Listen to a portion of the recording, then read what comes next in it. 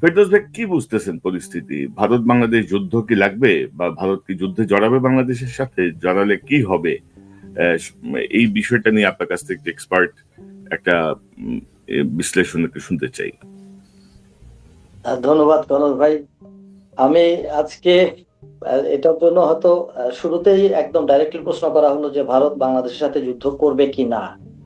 এটাতে বলার আগে আমার মনে হয় যে আমাকে একটু ব্যাকগ্রাউন্ডে যদি যাওয়ার সুযোগ দেওয়া হয়। হুম, হুম, তো ব্যাকগ্রাউন্ডে যাওয়ার আগে আমি আজকে আমাদের যে আলোচনাটা, হয়তো এটা অনেকের কাছে পছন্দ লাগবে না। কাদের কাছে লাগবে না?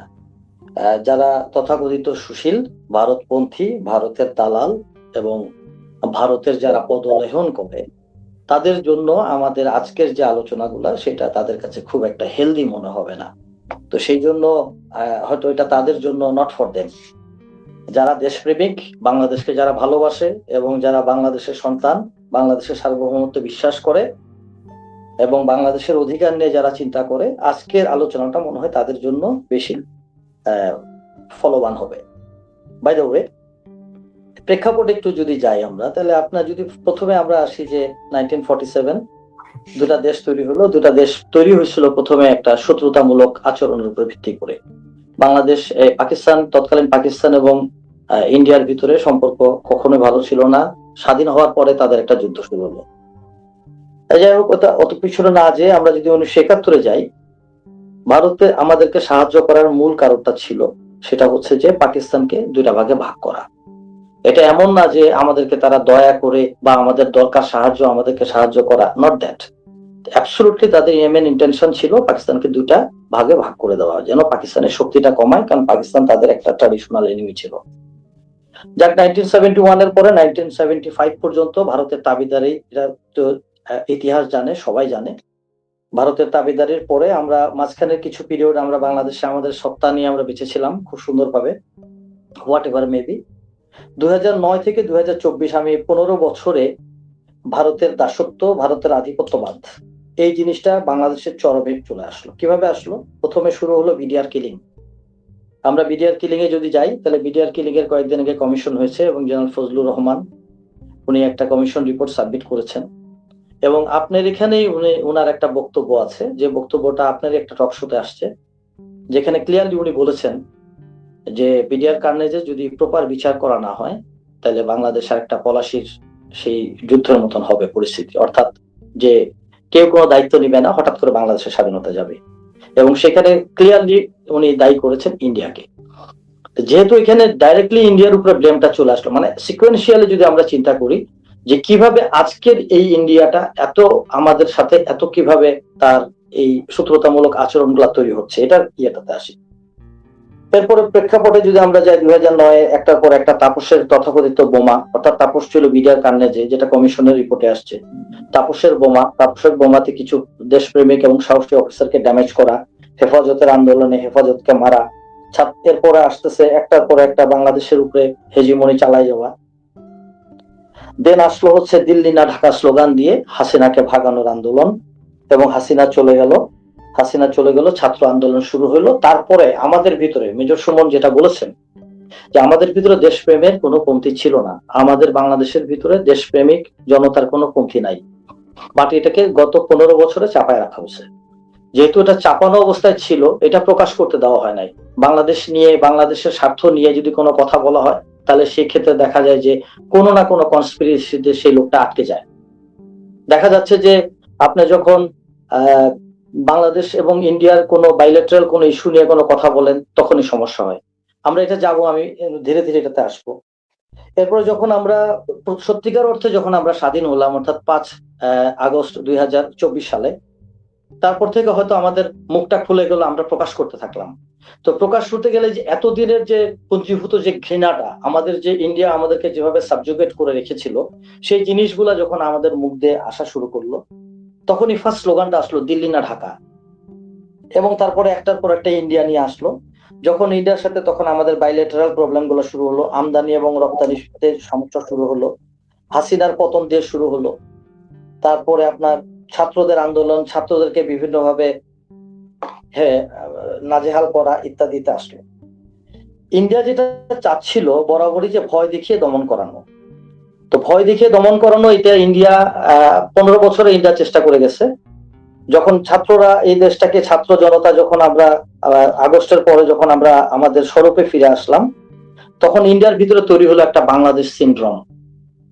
এই বাংলাদেশ সিনড্রোমের সাথে সাথেই ইন্ডিয়ার সাথে আমার সাথে এবং মেজর সুমন এবং আপনি একটা টকশো করেছিলাম আমরা, যেখানে পাকিস্তানের অপারেশন সিন্দুর। তো অপারেশন সিন্দুরে ইন্ডিয়া একটা বাড়ি খেলো পাকিস্তানের কাছে প্রচন্ড ভাবে, মাসটা ভুলে গেছি আমি। এর পরবর্তীতে দেখা যাচ্ছে যে আমরা আরেকটু ইয়েতে যাই, আসলো বিডিআর কমিশন। বিডিআর কমিশনের মধ্যে দেখা গেল যে ইন্ডিয়ার ইনভলভমেন্টটা চলে আসলো। তো ওভারঅলি এরপরে ইন্ডিয়াতে রোগী ট্রিটমেন্টের জন্য যাওয়া সেটা কমে গেল। ইন্ডিয়ার উপর দিয়ে এয়ার ফ্লাইট, যেটা আপনি সারপ্রাইজ হবেন যে 60% লেস ফ্লাইট ইন্ডিয়ার উপর দিয়ে কমে গেল। অর্থাৎ ইন্ডিয়াতে যদি আগে 100টা যাওয়া হতো ফ্লাইট, ইন্ডিয়া, চেন্নাই, দিল্লি এটা দিয়ে, সেটা কমে আর সেটা 60% চলে আসলো। সো ইন্ডিয়ার বিজনেস একটা বড় টানপোড়েন হলো। এরপরে আমরা দেখতেছি যে পাকিস্তান ধীরে ধীরে বাংলাদেশের সাথে পাকিস্তানের একটা ডিপ্লোম্যাটিক একটা স্ট্রেংথ যখন সূচনা হলো, এবং বাংলাদেশের অনেক কিছুতে পাকিস্তান যখন আমাদেরকে আগে আসলো, তো তখন ইন্ডিয়ার ভিতরে একটা তাদের কলজা জ্বলা শুরু হয়ে গেল। এইটার প্রেক্ষিতে শুরু হচ্ছে যে ইন্ডিয়ার ভিতরে যে এতদিন আমি যার উপরে আমি আধিপত্য আমার ছিল, যেখানে আমি একটা ফ্রি জিনিস যেখানে আমি পাচ্ছিলাম, যেখানে আমার কোনো কিছুর অভাব ছিল না, আমি বাংলাদেশ থেকে যেভাবে ইচ্ছা সেভাবে আমি আমার ফ্যাসিলিটি গুলা নিয়েছি। যখন ইন্ডিয়া এই জিনিসটাতে যখন ইন্ডিয়ার আঘাত করলো, তখন ইন্ডিয়া এটাতে রিটালিয়েট করা শুরু করলো, বা তার একটা রিয়াকশন আসলো। সেই রিয়াকশনটা ইন্ডিয়ার ইনিশিয়ালি গভর্নমেন্ট লেভেলে ছিল, টাউন লেভেলে, এটা জনগণ লেভেলে যেতে যেতে আজকে এটার দশা। এবং আমাদের মাননীয় পররাষ্ট্র উপদেষ্টা উনি বলেছেন অলরেডি, যেটাতে তো অবশ্যই এটাতে অ্যালাউ করা হয়েছে, নাহলে কিভাবে একটা ডিপ্লোম্যাটিক ওয়েল সিকিউরড একটা জায়গায় কিভাবে এই ধরনের আন্দোলন হয়। আপনি শুনলে একটু সারপ্রাইজ হয়ে যাবেন যে ভারতের সাথে বাংলাদেশের 54 বছরের যে ডিপ্লোম্যাটিক রিলেশন, এর ভিতরে গত 1.5 বছরের আগে কখনো কোনো ডিপ্লোম্যাটিক কল করা হয় নাই।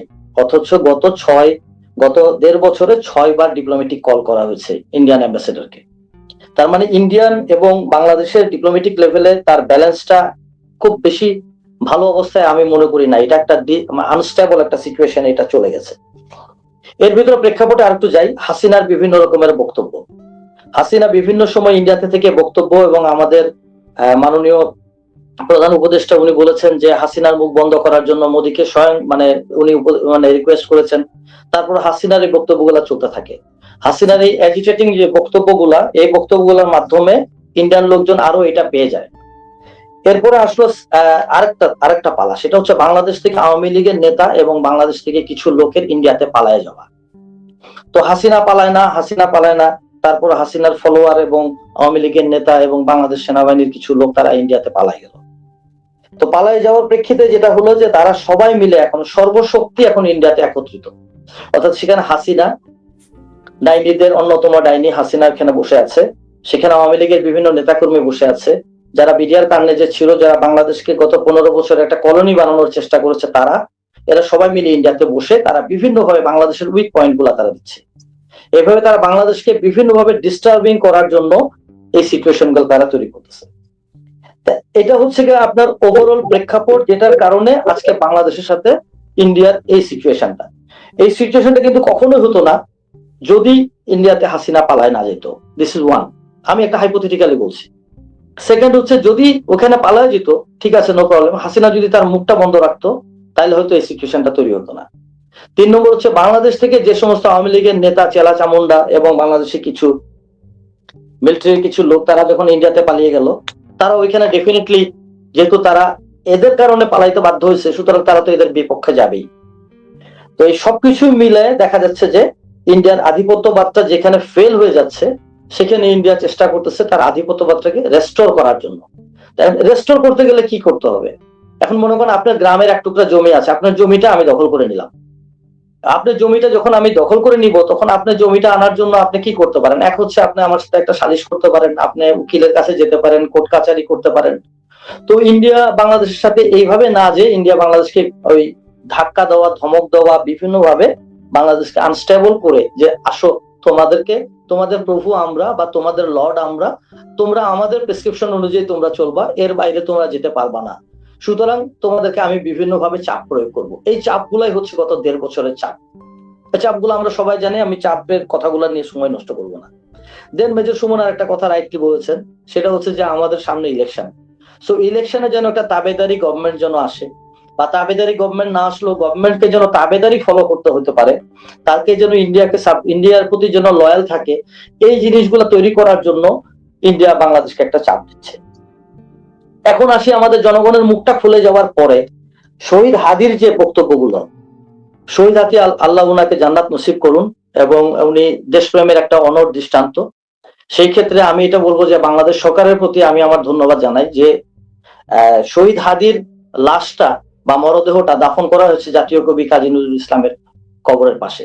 এটা ওনাকে একটা মর্যাদা দেওয়া হয়েছে। বাট এটার একটা কাউন্টার প্রোডাক্টিভটা যদি আমি একটু অ্যাসেস করে বলার চেষ্টা করি, শহীদ হাদি হচ্ছে ইন্ডিয়ার এগেনস্টে বা ইন্ডিয়ার বিরুদ্ধে সে সোচ্চার হয়ে শহীদ হাদি বিভিন্ন কথা বলেছে। যেহেতু তাকে জাতীয় একটা মর্যাদা, এরকম একটা মর্যাদাপূর্ণ একটা জায়গায় তাকে দেওয়া হলো, সুতরাং এটাও ইন্ডিয়ার জন্য একটা বড় আঘাত। ইন্ডিয়া চিন্তা করতেছে যে না, তাহলে যারা বাংলাদেশে আমার এগেনস্টে যারা কথা বলে, যারা আমাদের স্বার্থ বিপরীতে যারা কথা বলে, তাদেরকে তো বাংলাদেশের রাষ্ট্রীয় মর্যাদা দেওয়া হচ্ছে, বাংলাদেশে তাদেরকে তো সম্মান দেওয়া হচ্ছে। সুতরাং সেই ক্ষেত্রে যেভাবে পারি আমি বাংলাদেশকে যদি একটু ছোটখাটো করতে পারি, তাহলে তো মানুষ আর কথা বলবে না। So this is the overall প্রেক্ষাপট। এখন আমরা দ্বিতীয় অংশে আপনি যেটা বললেন যে যুদ্ধের সাথে জড়াবে কিনা, এটা অনেক বড় আলোচনা। তার আগে আপনি ইন্ডিয়ার স্বার্থটা যদি আমরা একটু যাই, আপনি যদি একটু অ্যালাউ করেন, আমি একটা পাওয়ার পয়েন্ট পাঠিয়েছিলাম আপনার কাছে, আপনি যদি একটু ফ্ল্যাশ করেন কাইন্ডলি। আমরা এখানে যে ছবিটা আমরা দেখতে পাচ্ছি, প্রথমে বাম সাইডের স্লাইড, অর্থাৎ দর্শকদের বামের স্লাইডে যদি যাই, এটা হচ্ছে যে ইন্ডিয়া এবং বাংলাদেশের একটা জেনারেল একটা ম্যাপ। সেই ম্যাপের ভিতরে আপনি দেখেন যে শিয়ালদহ থেকে আপনার চিকেন নেক হয়ে গুয়াহাটি হয়ে আগরতলা পর্যন্ত যেতে গেলে তাদেরকে 1400 কিলোমিটার ট্রাভেল করা লাগে। এবং সেইটা ধীরে ধীরে সেই জিনিসটা আওয়ামী লীগ আমলে 15 বছরে সেটা ক্যালকাটা টু ঢাকা টু আগরতলা সেটা মাত্র 440 কিলোমিটার তারা মাত্র আসলো, অর্থাৎ প্রায় দেখা গেল 1000 কিলোমিটার ডিস্টেন্স তারা কমায় নিয়ে আসলো। তো এত বড় একটা স্বার্থ ইন্ডিয়ার, এত বড় একটা স্বার্থ যখন ইন্ডিয়া পেয়ে গেল হাসিনার কাছ থেকে, হাসিনা যখন ফল হয়ে গেল, তখন স্বাভাবিক কারণে তো ইন্ডিয়া বাংলাদেশে চাবে যে আমি আবার আগের জায়গায় আমি ফিরে যাই। আমরা যদি সেকেন্ড স্লাইডে যাই, তাহলে দেখবেন যে রেলওয়ে ট্রানজিট গুলা কিরকম ছিল। আমরা জাস্ট ইন্ডিয়ার স্বার্থগুলো আমরা এখানে দেখতে যাচ্ছি যে কিভাবে হাসিনা বলছে যে ইন্ডিয়াকে যা দিয়েছি ইন্ডিয়া তা আজীবন স্মরণ রাখবে। এখানে আমি আমার নিজের পার্সোনাল ওপিনিয়ন দিতে চাই, ইন্ডিয়াকে যা দিয়েছি এটা কি আপনার মানে এটা কি তার নিজস্ব বাবার সম্পত্তি? বাংলাদেশ তো আমার, বাংলাদেশ তো আপনার, বাংলাদেশ আমাদের 18 বা 16 কোটি জনগণের। এটা তো হাসিনার না যে হাসিনা দিয়ে দিবে। হাসিনা তো এখানকার জমিদার ছিল না যে হাসিনা দিয়ে দিবে। তো ইন্ডিয়াকে যেভাবে সে দিয়েছে, আপনি দেখেন যে রেলওয়ে ট্রানজিট পরের স্লাইডে দেখেন যে সবুজ বাংলার ভিতর দিয়ে কিভাবে একটার পর একটা রোড এবং রেলওয়ে এবং রিভার নেটওয়ার্ক তৈরি হয়েছে। So this is another one. এইটার প্রেক্ষিতে আমি আর একটু ব্যাকগ্রাউন্ডে যাই। 21 তারিখে পরের স্লাইডে যদি একটু যান কাইন্ডলি ভাই, পাকিস্তানের ডন পত্রিকাতে গত 21 তারিখে এই কার্টুনটা ছাপা হয়েছে। অর্থাৎ বাংলাদেশ ইন্ডিয়াকে এত কিছু দেওয়ার পরে, হাসিনার তথাকথিত এত কিছু দেওয়ার পরে যখন বাংলাদেশিদের চোখ খুলে গেল, যখন বাংলাদেশিরা 24 আগস্টের পরে যখন বাংলাদেশিরা যখন তাদের চোখ খুলে গেল, তখন তারা এই বাংলাদেশের অ্যাকুরেট পিকচারটা তারা দেখালো। এবং এই পিকচারের উপরে অনেকগুলো কমেন্ট আছে, কমেন্ট আমি এখানে যেতে চাই না। সো একই সাথে ইন্ডিয়া, আমি আগে বলেছি যে ইন্ডিয়া পাকিস্তানের কাছে একটা মাইর খেলো অপারেশন সিন্দুরে। দেন পাকিস্তানে পরের স্লাইড একটু দেখেন কাইন্ডলি, পাকিস্তানের রুলিং পার্টির সাইদ উসমান উনি একটা কমেন্ট করেছেন। সেই কমেন্ট বলছে missiles are not far away, Pakistan leader invokes India over Bangladesh sovereignty. এখানে দেখা যাচ্ছে যে পাকিস্তান কিছু হলো বাংলাদেশের প্রতি একটা লিনিয়েন্সি বা বাংলাদেশের ডিফেন্সের প্রতি বাংলাদেশের একটা সাপোর্ট সেটা শো করছে। তো এই শোটার কারণে দেখা যাচ্ছে এইটাও ইন্ডিয়ার হয়তো একটা গাত্রদাহ হতে পারে। তো ওভারঅল এই সিচুয়েশনের কারণে আজকের এই প্রেক্ষাপটটা তৈরি হয়েছে। Excuse me. জি। আমার মনে হয় আপনি একটু পানি খেয়ে নেন ফয়সাল ভাই, ফেরদৌস ভাই। আমার মনে হয় আপনার একটু ইচিং হচ্ছে গলায়, আপনি একটু পানি খেয়ে নিলে আমার মনে হয় ভালো হবে। জি। সরি, আমি একটু ঠান্ডায় সাফার করছিলাম। না, না, বুঝতে পারছি। জি। জি। তো চিকেন নেকের আমরা বিষয়টা কি? যদি জি। এখন আমরা মানে ইন্ডিয়ার স্বার্থতে, মেন স্বার্থটাতে আমরা এখন যাব, সেটা হচ্ছে চিকেন নেক। চিকেন নেক নিয়ে বাংলাদেশ সেনাবাহিনীতে অনেকদিন ধরে এটা আলোচনার বিষয়। এটা এখন নতুন ভাবে আসছে, এখন নতুন ভাবে সবাই চিকেন নেক বলে। বাট এটা আমাদের মিলিটারি ডক্ট্রিনে আমাদেরকে এটা পড়ানো হতো শিলিগুড়ি করিডোর। আমরা জানি যেটা 22 কিলোমিটার চওড়া, এটা আমাদের পঞ্চগড়ের উপর দিয়ে গিয়েছে, যেটা ইন্ডিয়ার ইস্ট এবং ওয়েস্টকে কানেক্ট করেছে।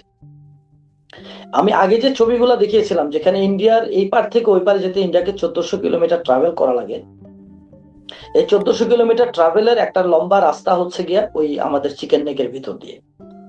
এবং স্লাইডে যদি আমাদের দর্শকরা যদি দেখেন, এই এই যে জায়গাটা, এই জায়গাতে 4টা দেশের উপস্থিতি: বাংলাদেশ, ইন্ডিয়া, নেপাল এবং ভুটান, এবং চায়না খুব কাছে।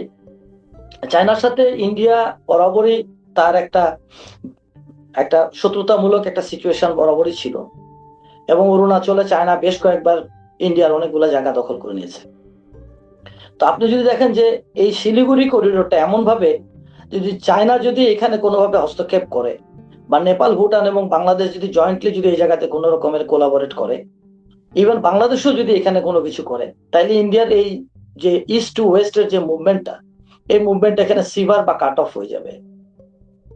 তো এইটা যেন কাট অফ হতে না পারে, এই জন্য কিন্তু হাসিনার ওই 15 বছরে ইন্ডিয়াকে যা দিয়েছি, সেই দেওয়ার মাধ্যমে আগের স্লাইডে যেগুলো দেখালাম, যে ভিতর দিয়ে অনেকগুলা রাস্তা, পোর্ট, তারপরে রিভার রুট, রেল রুট, এগুলো তো ইন্ডিয়া তৈরি করে নিয়েছে। হাউএভার, এই জিনিসটার কারণে আপনার ইন্ডিয়ার হচ্ছে গাত্রদাহ। রিসেন্টলি যখন আমাদের এনসিপির মিস্টার হাসনাত যখন উনি বললেন যে প্রয়োজন হলে 7 সিস্টারকে কাট অফ করে দেওয়া হবে, এটা তখন আলটিমেটলি ইন্ডিয়ার ভিতরে আরো ইন্ডিয়ার সমস্যা তৈরি করলো। ইন্ডিয়ান জনগণরা ওরা চিন্তা করতেছে যে হয়তো বাংলাদেশ এই ধরনের কোন রকমের চিন্তা করতেছে, বাট অ্যাকচুয়ালি বাংলাদেশ, আমরা তো peaceful, we are peace loving country. আমরা বাংলাদেশ, মানে আমার মনে হয় যে পৃথিবীর ভিতরে সবচেয়ে যদি আদর্শ মডেল টাইপের যদি কোনো নেশন থাকে, দ্যাট ইজ উই। আমরা একমাত্র দেশ যারা আমরা আমাদের নিজেদের দেশকে আমরা স্বাধীন করেছি এই মডার্ন প্রেক্ষাপটে। গত 50-60 বছরের মধ্যে এরকম কোনো ঘটনা ঘটে নাই ভিয়েতনাম ছাড়া। এই একটা দেশ, যে দেশের ভিতরে মানুষ এত স্ট্রাগলের পরে আমরা বেঁচে থাকি। বাট আমাদের তো এত দরকার নাই যে আমরা ইন্ডিয়াকে 2 ভাগে ভাগ করে নিব বা ইন্ডিয়ার কোনো কিছু আমরা দখল করব। আমরা অ্যাকচুয়ালি ইন্ডিয়ার তো ওই ধরনের দখলের কোনো কিছুতে নাই। এখন আমরা আপনার যে পরের জায়গাতে যাব, মিলিটারি যেটা আপনি বললেন, সেখানে যে এটার উপরে ভিত্তি করে যে ঠাকুর ঘরে কেড়ে আমি কলা খাই না, এই ধরনের একটা সিচুয়েশন ইন্ডিয়ার ভিতরে, যার প্রেক্ষিতে ইন্ডিয়া আপনার ওয়েস্ট বেঙ্গলের চোপড়াতে, তারপরে আসামের হচ্ছে গা বামুনিতে, আর কিষানগঞ্জ, বিহারের কিষানগঞ্জে, যেটা আমাদের ম্যাপে দেখতে পাচ্ছেন, যেটা একেবারে আমাদের 7 সিস্টার্স এর একেবারে উইদিন 40 কিলোমিটার্স এর ভিতরে 3টা জায়গাতে তারা হচ্ছে 3টা নতুন গ্যারিসন তৈরি করেছে। গ্যারিসন বলতে দুর্গ, বা বলা যায় সোজা বাংলা কথায় যে ক্যান্টনমেন্ট টাইপ বেস তৈরি করেছে তারা, এবং তাদের মিলিটারি মুভমেন্ট গুলা তারা এখানে করছে। তো এইটার একটা কারণ ইন্ডিয়া এটা মনে করতে পারে যে হয়তো বাংলাদেশের মধ্যে এরকম কোনো একটা কিছু হলো কিনা, বা হয়তো ইন্ডিয়ার সামনে একটা ইলেকশন আছে, সেই ক্ষেত্রে হয়তো এটা হতে পারে যে তারা হয়তো মানে তাদের পলিটিক্যাল ক্যাম্পেইনের পার্ট হিসেবে তারা এই জায়গাটাকে স্ট্রেনথেন বা ডিফেন্ডেড করার জন্য তারা হয়তো এখানে এই ধরনের ফোর্স মোবিলাইজেশন তারা করছে। এখন আমি লাস্ট পয়েন্ট যেটা, সেটা হচ্ছে যে আসলে কি বাংলাদেশকে ইন্ডিয়া ক্যাপচার করতে আসবে, বা ইন্ডিয়া বাংলাদেশকে কোন রকমের অ্যাটাক করবে? এইটা হচ্ছে আমাদের মূল কথাটা আজকের আলোচনায়, যেটা আমি প্রেক্ষাপটের পিছন দিয়ে এসে এই পর্যন্ত আসলাম। 1947 থেকে যদি আমরা ইন্ডিয়ার ক্যারেক্টারিস্টিক্স যদি আমরা দেখি, তাহলে ইন্ডিয়া এমন একটা আর্মি পালে, বা ইন্ডিয়ান আর্মির এমন একটা ডক্ট্রিন, যে আর্মি এখন পর্যন্ত কোনো ইনভেশনে যায় নাই। ইন্ডিয়ান আর্মি নিজের থেকে মাথা আগায় দিয়ে তারা কখনো কোনো লড়াই তারা করে নাই। যে আর্মিতে বিভিন্ন রকমের, বিভিন্ন কাস্টের, বিভিন্ন জাতের লোক আছে, যে আর্মিকে যে বলা হয় একটা হেটেরোজেনিয়াস আর্মি, সেই আর্মির পক্ষে এরকম একটা হোমোলোগাস, অর্থাৎ বাংলাদেশ একটা হোমোলোগাস আর্মি, এই হোমোলোগাস একটা স্টেটকে দখল করা বা কোনো একটা অংশ নেওয়া আদৌ কোনোভাবে সম্ভব না।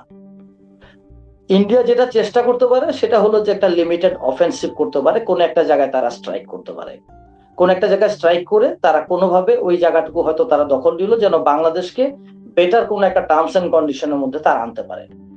এটা নিয়ে আমরা পরের প্রেক্ষাপটে আলোচনা করব, আমরা পরের স্লাইডটা পরে আমরা দেখাবো। আমি এই পর্যন্তই আপাতত বলে রাখলাম। আমার মনে হয় যে এরপরে ইন্ডিয়া মিলিটারি ছাড়া নন মিলিটারি কি কি মুভ করতে পারে বা কি কি ঝামেলা করতে পারে, হয়তো মেজর সুমন স্যার এটার ব্যাপারে আমার থেকে বেটার বলতে পারবেন। জি, তো আমি একটু একটা বিষয় একটু জানতে চাচ্ছি যে ধরেন আমাদের অন্তর্বর্তীকালীন সরকার গত মানে দায়িত্ব নেওয়ার পরে আমরা যে তৎপরতা দেখলাম যে তারা চীন, আমেরিকা সবকিছু মিলিয়ে একটা চমৎকার একটা ডিপ্লোম্যাটিক ব্যালেন্সের মধ্য দিয়ে যাচ্ছিল, এবং হঠাৎ করে মনে হলো যেন সেটার মধ্যে একটা স্থবিরতা নেমে এসেছে। তারা যে গতিতে যাচ্ছিলেন সে গতিতে যেতে পারলেন না বা তারা ঝিমিয়ে পড়েছেন। এই জায়গাটা কিভাবে দেখছেন? এবং এই মুহূর্তে যদি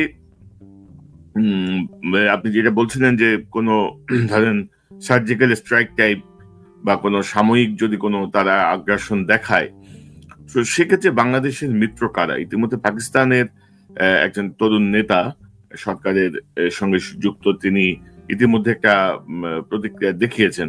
তো বাংলাদেশের আর কোন কোন জায়গা থেকে সাহায্য আসতে পারে? ফেরদৌস ভাই, আপনি বলেন, তারপর আমরা সুমন ভাইয়ের কাছে আসবো এই প্রসঙ্গটা নিয়ে। আমি যেটা মনে করি যে আমাদের অন্তর্বর্তীকালীন সরকার ওনারা ক্ষমতায় আসার পরে তারা চমৎকার ডিপ্লোমেসি শো করেছে। একাধিক ক্রমে তারা চায়নার সাথে ইস্টে, এইদিকে আপনার যদি ধরি পাকিস্তানের সাথে, যেটা লং টাইম পাকিস্তানের সাথে আমাদের ডিপ্লোম্যাটিক রিলেশন বন্ধ করা ছিল বা খুব একটা মানে স্বাস্থ্যকর একটা সম্পর্ক ছিল না, সেটাকে ডেভেলপ করছে। একই সাথে টার্কির সাথে একটা ডেভেলপ হয়েছে, আমেরিকার সাথে তো চলছেই। সো আমার মনে হয় যে বাংলাদেশ আমরা বন্ধুহীন না, এবং আমাদের যথেষ্ট সাপোর্ট আছে ইন্টারন্যাশনাল বিভিন্ন নেশনস গুলোর কাছে। জাতিসংঘের মহাসচিব উনি বাংলাদেশ ঘুরে গেছেন। সেই ক্ষেত্রে আমি কোনো রকমেরই আমি ওই ধরনের কোনো ইয়ে দেখি না যে আমরা বন্ধুহীন ভাবে আমরা একটা যুদ্ধে জড়াই করব এবং আমাদের কোনো বন্ধু থাকবে না। একটা মিলিটারি ক্যাম্পেইন যখন শুরু করা হয়, মিলিটারি ক্যাম্পেইন আমরা যেটাকে মিলিটারি ভাষায় ক্যাম্পেইন প্ল্যানিং বলি, ক্যাম্পেইন প্ল্যানিং এর আগে একটা দেশ যখন একটা দেশের সাথে কোন রকমের অফেন্সিভে জড়ায়, তার আগে সে তার স্ট্রেংথ এন্ড উইকনেস সে বের করে। তো স্ট্রেংথ এবং উইকনেসে শুধুমাত্র আর্মির সাইজ বা আর্মির মাসল কত মোটা সেটা দিয়ে মিলিটারি স্ট্যান্ডস গুলা বা সুতার যে পাকানো দড়ি যেটা স্ট্যান্ডস বলা হয়, সেটা শুধুমাত্র ওইটার মাধ্যমে না। এটার সাথে আপনি যদি দেখেন তাহলে সেটা তার ডিপ্লোমেসি, তার ইকোনমি, তার মোরাল সাপোর্ট, তার জনগণের সাপোর্টটা কেমন, জনগণ কি চাচ্ছে, এবং একই সাথে ইন্টারন্যাশনাল কি কি সাপোর্ট সেই দেশটা পাবে, বা আমি যে দেশটাকে অ্যাটাক করব সেই দেশটা আমি কতটুকু পাবো। আপনি যদি আসেন ফার্স্টে ইন্ডিয়ান আসে, আমরা ইন্ডিয়ান মোরাল এই মুহূর্তে ইজ ভেরি লো। ক্যালকাটাতে আমাদের প্যারাসিটামল নেওয়ার জন্য ক্যালকাটায় আমাদের রোগীরা যাচ্ছে না, they are going to China. So ক্যালকাটাতে আমাদের যে মেডিকেল যে ট্যুরিজম যেটা ছিল, বা ক্যালকাটাতে আমাদের যে তথাকথিত ডাক্তারের জন্য যাওয়া যেত লাগতো, সেই জিনিসটা এখন ক্যালকাটাতে আর যাওয়া হয় না। সো ক্যালকাটার ইকোনমি, এটা তো আমরা সোশ্যাল মিডিয়া এবং বিভিন্নভাবে দেখতেছি যে ক্যালকাটার ইকোনমি অলমোস্ট ভেঙে গেছে। ইন্ডিয়ান ক্যালকাটার যারা আছে বা পশ্চিমবঙ্গের যারা আছে তারা বলবে যে why to wage war against India, against বাংলাদেশের সাথে আমরা ফাইট করব কেন? আমার তো ব্যবসা এমনি পড়ে গেছে ভাই, বাংলাদেশকে তো ধরে ধরে ভাই দাদা করে ডেকে ডেকে আমার দেশে নিয়ে আসা উচিত। So this is one option. ইন্ডিয়ার অন্যান্য স্টেট গুলোর কথা বাদ দিলাম, কিছু কিছু দেশ তো স্টেট তো আছে তারা খাবারই খেতে পারে না, তাদের স্বাস্থ্যকর কোনো একটা টয়লেট নাই, তাদের কোনো ওয়াটার ফ্যাসিলিটি নাই। এই সবকিছু বাদ দিয়ে এত বড় একটা ইকোনমির দেশ, তারা অলরেডি পাকিস্তানের সাথে অপারেশন সিন্দুরে তাদের একটা বিশাল লজ্জা হয়েছে। এত কিছুর পরেও তারা কোন আক্কেলে তারা বাংলাদেশের সাথে তারা লড়াই করবে? আমি এটা কোনোভাবে আমি যুক্ত দেখি না।